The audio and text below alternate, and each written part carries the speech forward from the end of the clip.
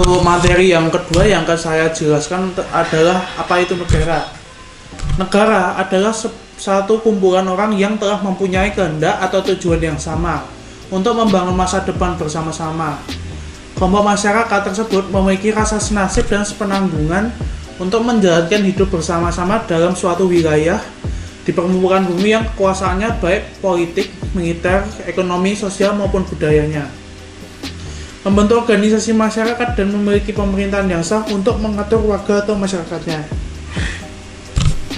Secara terminologi, negara merupakan organisasi masyarakat yang ada dalam suatu wilayah yang memiliki pemerintahan berdaulat. Nah, kalau secara etimologinya, negara merupakan terjemahan dari kata asing yakni state, bahasa Inggris, staat berasal dari bahasa Belanda dan Jerman, dan etat yaitu bahasa Perancis. Kata state, stat, dan etat diambil oleh orang Eropa dari bahasa Latin di abad ke-15, yaitu dari kata statum atau status yang berarti keadaan yang tegak atau sesuatu yang bersifat tetap dan tegak. Nah, di dalam suatu negara memiliki beberapa unsur yang membentuknya menjadi suatu kesatuan secara utuh. Setiap unsur di dalam negara akan saling melengkapi, sehingga tanpa adanya salah satu unsur maka suatu negara tidak akan sempurna. Jadi di dalam negara memiliki 4 unsur. Yang pertama adalah wilayah. Wilayah adalah suatu daerah yang menjadi kekuasaan sebuah negara serta menjadi tempat tinggal bagi rakyatnya. Wilayah dalam sebuah negara merupakan unsur yang harus ada, karena tidak mungkin ada negara tanpa ada batas-batas teritorial yang jelas. Lalu wilayah dalam sebuah negara mencakup daratan, perairan, dan udara. Lalu yang kedua adalah rakyat. Rakyat adalah penduduk yang bertempat tinggal di sebuah negara yang ikut serta pada pemerintahan. Rakyat sangat penting dalam sebuah negara karena secara konkret rakyatlah yang memiliki kepentingan agar negara itu dapat berjalan dengan baik. Lalu yang ketiga adalah pemerintah.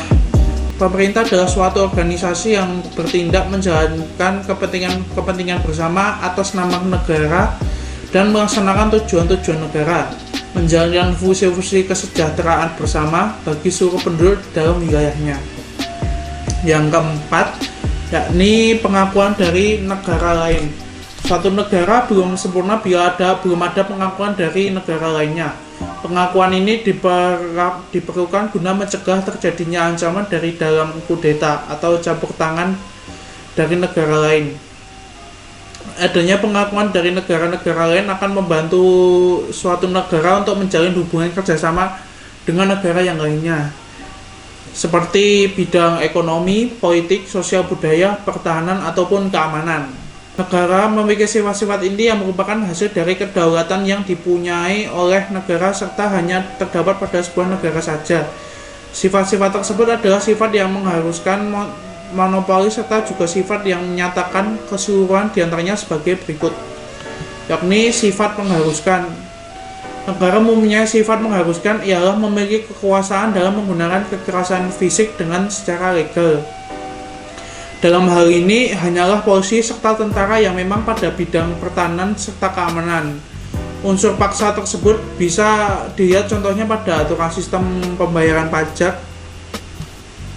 Lalu yang kedua yakni sifat monopoli. Negara juga memiliki sifat monopoli di dalam mengemukakan tujuan bersama warga masyarakat.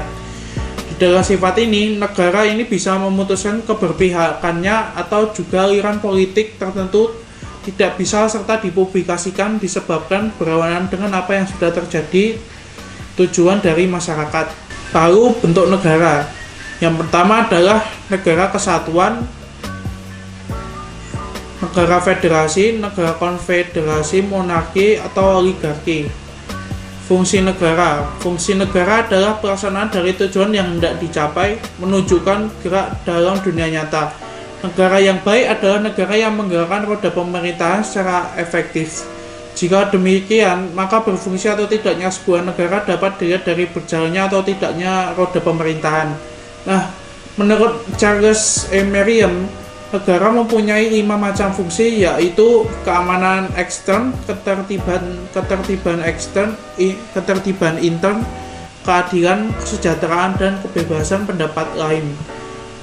Pendapat lain dikemukakan oleh Miriam Budiarjo yakni tiap negara pada umumnya menyelenggarakan fungsi-fungsi sebagai berikut. Yang pertama adalah melaksanakan ketertiban, kedua mengusahakan kemakmuran dan kesejahteraan bagi rakyat, yang ketiga yakni mengusahakan pertahanan, dan yang terakhir yakni menegakkan keadilan.